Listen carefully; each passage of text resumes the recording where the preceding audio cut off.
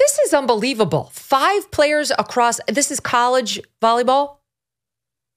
That's right. And Megyn, I just want to say right off the hopper, that little interview clip you had with Peyton McNabb, that's really rattled me.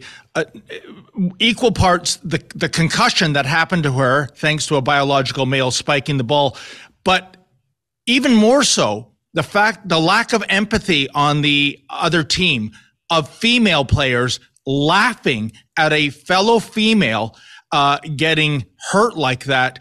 And it just goes to show you, Megyn, I've said this to all my female friends and colleagues. The worst enemy you have right now in this battle of transanity is young biological females. They are so ignorant and so indoctrinated, they actually will chant, trans women are real women. Trans women are real women. They'll get hysterical. They'll cry about it. Meanwhile, if you are, as a female, if you subscribe to that mantra, Megyn, it's kind of like chickens in support of Colonel Saunders, if you know what I mean. Yeah. It is unbelievable. So when that coach said to you, we're not playing biological men on these teams, he was lying. He's of the trans women are women. That's it. That's the tweet field of thinking. Indeed, Megyn. And I get it. You're a varsity level college coach. What do you want to do? Like every coach, you want to win by any means necessary, including cheating. And make no mistake, that's what this is. And I'll tell you, Megyn, this is verifying my prediction that I kind of made in jest just a couple of years ago, but it's actually coming true. I think unless we put an end to this madness, in our lifetime, we will see varsity level teams all around the Western world where you'll have the men's team, that will be the men's A team, and then you'll have the men's B team. Those will consist of all the loser males that couldn't make the A team. So the men's B team will be that team that once upon a time was known as the women's team. It's an absolute disgrace. That's right. You've got 5 players already taking spots that belong to women and endangering the women who have made the teams and have shown up to play in good faith. And at least 2 now have suffered concussions. And as I read your report, David, there's one of the men who caused a concussion as recently as January 22nd is named Franz Lagardis. You report that during a game at Seneca College versus La Cité Collegiate, he attacked the ball with heavy force and hit an opposing player in the head. This guy last year was on the men's team. Literally last year. Here he is. And this is his team photo last year. We actually pulled his last year photo. And now here is his picture while he's on the women's team this year. Take a look. Nothing. They don't pose it. They don't post it because they don't want us to know it's a dude. It's amazing, Megyn, but it's deja vu, isn't it? We covered last year the fiasco that was Ash Davis, real name Tommy, playing on the Fergus women's rugby team. And the year before that, just like this fellow, he was on a male team and voted the hardest hitter on the men's Fergus team. I truly believe we're bending over backwards to cater to mental illness. And we dare not say anything because if you are deemed to make a transphobic comment, well, that's almost as bad as being Islamophobic. Actually, it might even be worse in this day and age. You saw that clip when you were running the video, Megyn, of there were members of the Rainbow Mafia in the stands watching this. I don't know why volleyball is skewing so trans.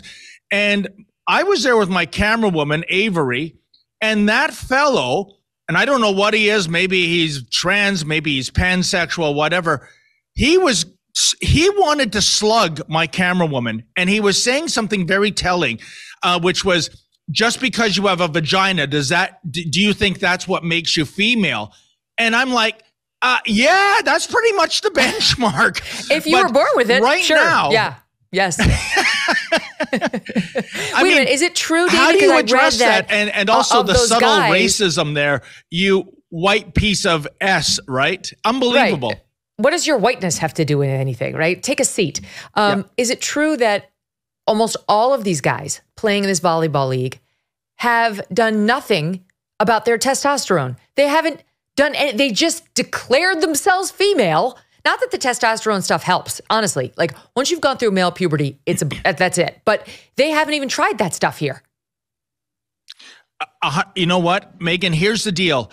Even if they have gone through the motions, I don't know what the international volleyball ruling is on this, but I can tell you by precedent, we know from World Rugby, way back in 2020, they were pioneers in stating you cannot play with female rugby players if you're a male. Well, Rugby Canada and Rugby Ontario is ignoring the rules of the international governing body. Why? Well, because of human rights commissions and tribunals.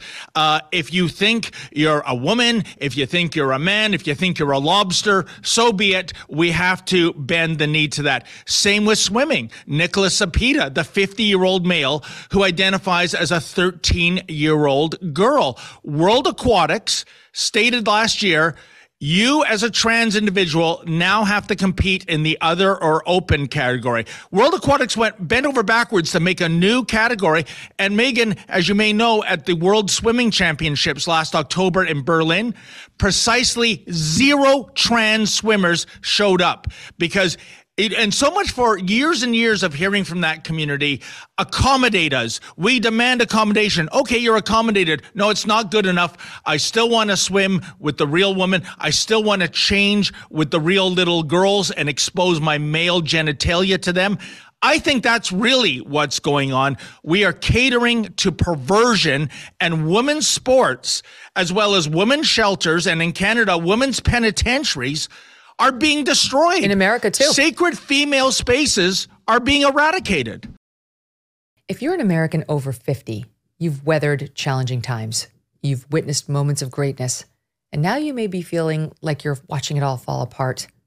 One organization that's looking out for you is the Association of Mature American Citizens, or AMAC.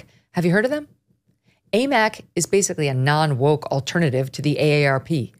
And it's America's leading conservative senior advocacy and benefits organization. They have more than 2 million members, and AMAC listens to their members and voices their members' concerns in Washington. They offer guidance, support, and they address the issues that matter most to you. You can join AMAC today with memberships starting as low as $12 a year. Americans are recognizing that where they spend their dollar matters. Support an organization that supports you. Take action. Visit AMAC, that's AMAC.us/Megyn to choose the right plan for you. AMAC is more than just talk. AMAC gets things done. Visit AMAC.us/MEGYN.